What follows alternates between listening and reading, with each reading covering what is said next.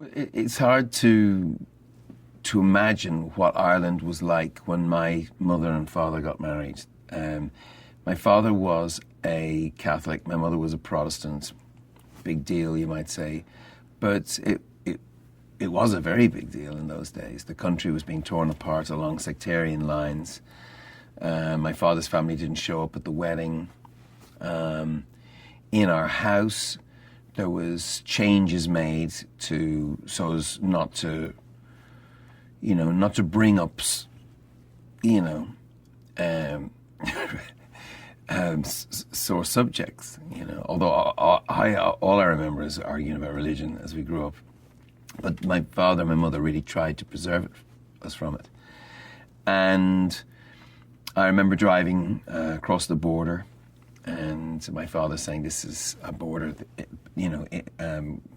England claims this. This is our country, but England claims it, and they, under threat of war, they forced us to cut off a piece of our country." And I said to him, so you're a Republican, you support the sort of the IRA, and you support the armed struggle to return wholeness to the country. And he said, no. He said, oh, no. He said, no, I'm just telling you what I think. He said, is it worth fighting for and taking lives? No. And he quoted, I think it was Sing. Maybe it was saying, "What is Ireland but a place that keeps my feet from getting wet?" And so my father had a very suspicious view of paramilitaries and people fighting for freedom, and cynical about them. The way, say, John Lennon, I think, got in times, it's like... so I grew up with that.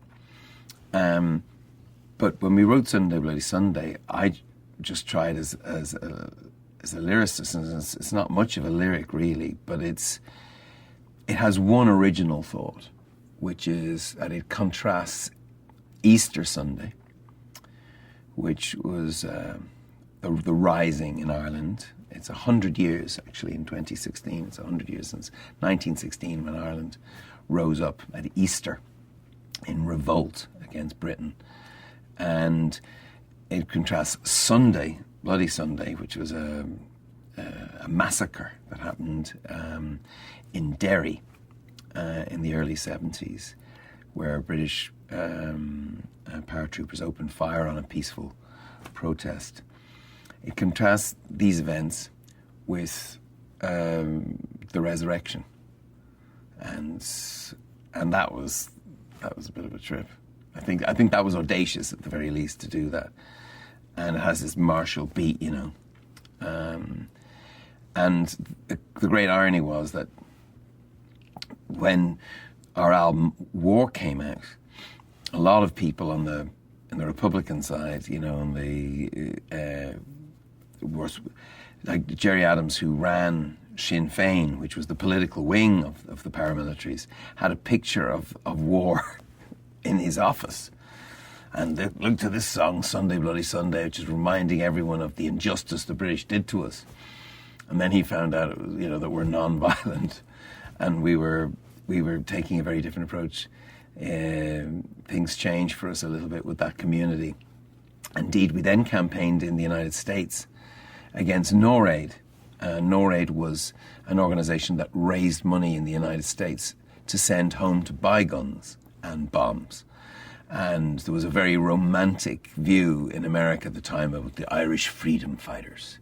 We have to support them. And they're not realizing we're blowing up kids in supermarkets, and and so that song, as I say, was very misunderstood. And then it had me at some live show that we put out called Under Blood Red Sky, declaring it as not a rebel song. This is not a rebel song, which was quite rebellious. Sunday Bloody Sunday, the song's taken on a completely new found meaning on the Innocence and Experience tour.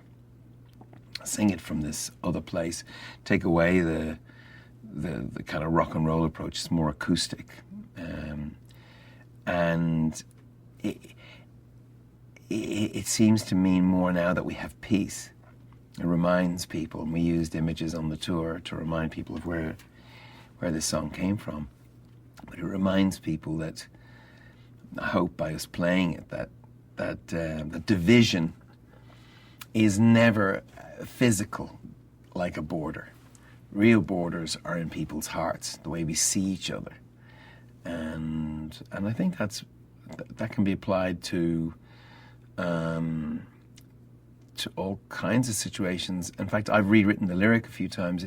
If you can find it, I did a version of it in the Hollywood Bowl with Edge, which was applied to what's going on in the Middle East and the troubles there, in Israel and Palestine and the like. So.